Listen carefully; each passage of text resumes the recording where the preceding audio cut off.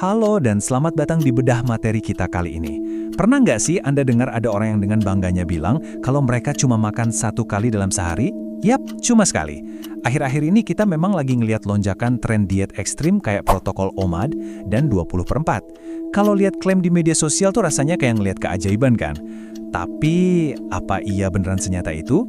Hari ini kita bakal singkirkan dulu semua sensasi dan hype diet-dietan ini dan fokus ngebongkar realita klinisnya, mulai dari sains, biologi, sampai benturannya dengan budaya makan kita sehari-hari.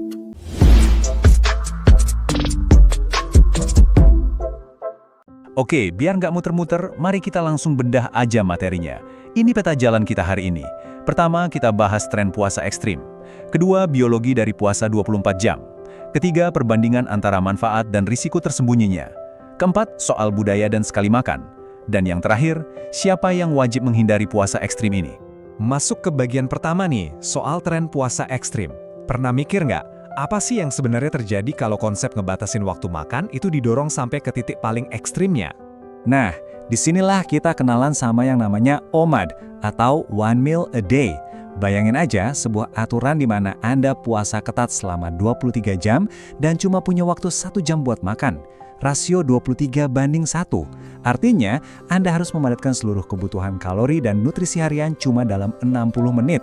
Menariknya nih, dari sisi perilaku, metode ini sering banget dipakai sebagai jalan keluar buat ngatasin decision fatigue atau rasa capek mikirin keputusan. Nggak perlu lagi pusing mikirin menu sarapan, makan siang, sama makan malam. Tapi kalau dilihat dari sisi fisik, wah, ini benar-benar memaksa tubuh buat ngelakuin pergeseran metabolisme yang luar biasa drastis. Terus, sebagai perbandingan, ada juga yang namanya protokol 24, yang sering disebut The Warrior Diet. Jadi 20 jam puasa, disusul sama 4 jam jendela makan. Memang sih, ini kedengarannya sedikit lebih fleksibel dibanding OMAD, tapi jangan salah sangka, protokol ini tetap butuh komitmen yang sangat serius dan jelas beda jauh banget dari puasa 16:8 yang biasa orang lakuin. Oke, lanjut ke bagian kedua. Sekarang yang paling menarik dari materi kita adalah proses biologisnya. Kita bakal lihat perjalanan kronologis jam demi jam di dalam tubuh Anda waktu asupan makanan benar-benar di-stop total. Coba perhatiin siklus ini. Di 0 sampai 6 jam pertama, Anda ada di fase absorptif.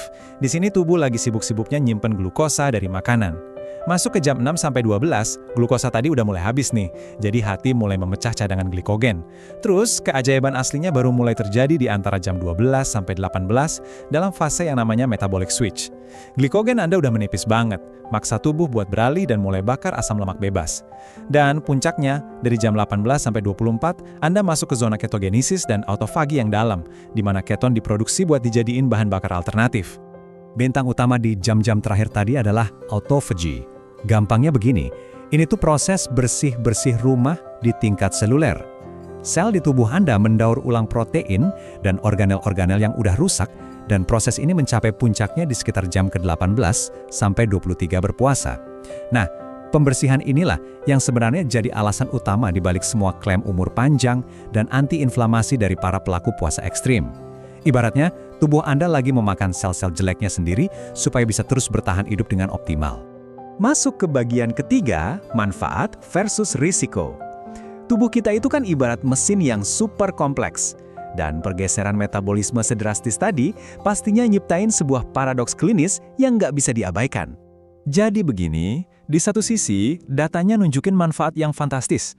Resistensi insulin bisa turun drastis, tekanan darah jadi lebih rendah, dan fokus mental Anda bisa meningkat tajam berkat keton tadi. Tapi, tunggu dulu. Di sisi lain ada resiko tersembunyi yang ngintai. Kita lihat ada fenomena yang disebut profil lean mass hyperresponder. Waktu tubuh memobilisasi lemak secara agresif, kolesterol LDL bisa melonjak tajam ke angka yang lumayan bikin khawatir.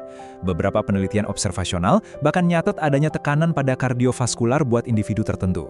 Jadi ya, secara medis datanya emang sangat kontradiktif, dan kita harus melihat ini secara berimbang. Sekarang kita bahas bagian keempat, budaya dan sekali makan. Di luar urusan biologi, ada tantangan besar soal gimana caranya masukin jatah makan seharian ke dalam satu waktu, apalagi kalau kita benturkan dengan realita budaya kita, khususnya di Indonesia. 110 sampai 130 gram. Coba pikirin deh, ini adalah jumlah protein yang super masif yang harus dimakan sama rata-rata pria dewasa dalam satu kali duduk pas ngejalanin OMAD, murni cuma buat mencegah ototnya menyusut. Buat ngasih gambaran, itu setara dengan harus ngehabisin sekitar setengah kilo daging steak plus telur sekaligus. Nyusun satu piring yang sepadat itu dalam durasi 1 jam, wah, itu benar-benar tantangan yang brutal. Nah, ini ngebawa kita ke pertanyaan praktis yang sangat Indonesia banget.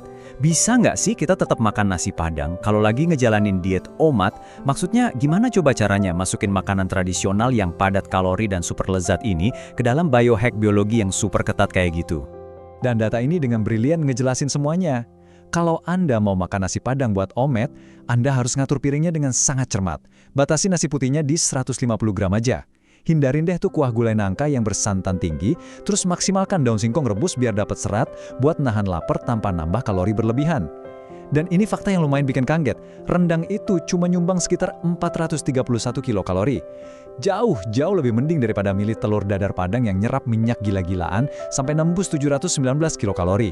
Intinya, matematika kalori Anda harus benar-benar tanpa ampun di sini.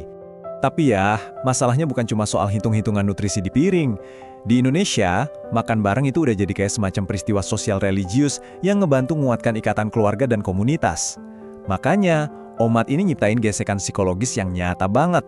Nolak diajak makan pas lagi kumpul keluarga kan sering dianggap gak sopan ya. Di budaya kita yang sangat kolektif ini, ngelewatin momen makan bareng bisa-bisa bikin kita merasa terisolasi secara sosial. Jadi ironis kan? Tubuh Anda di dalam sana lagi sibuk memperbaiki sel, tapi kesejahteraan emosional dan sosial Anda malah menjerit. Lanjut ke bagian kelima, siapa yang dilarang? Ingat, puasa ekstrim itu sama sekali bukan buat semua orang, dan panduan klinisnya sangat ketat soal ini. Buat beberapa kelompok, ini adalah kontraindikasi absolut, dilarang keras. Wanita hamil dan menyusui, penderita diabetes tipe 1 karena ada resiko hipoglikemia yang bisa ngancam nyawa, anak-anak dan remaja yang masih butuh nutrisi buat pertumbuhan, serta individu yang punya BMI di bawah 18,5. Gak ada pengecualian buat kelompok ini, sangat berbahaya. Oke, mari bergeser sedikit dan lihat gimana konsensus klinis buat orang dewasa sehat yang memang pengen nyoba dengan aman. Kuncinya ada di pendekatan yang bertahap. Mulai dari langkah 1, fondasi. Lakuin puasa 16:8 selama 1-2 minggu dulu.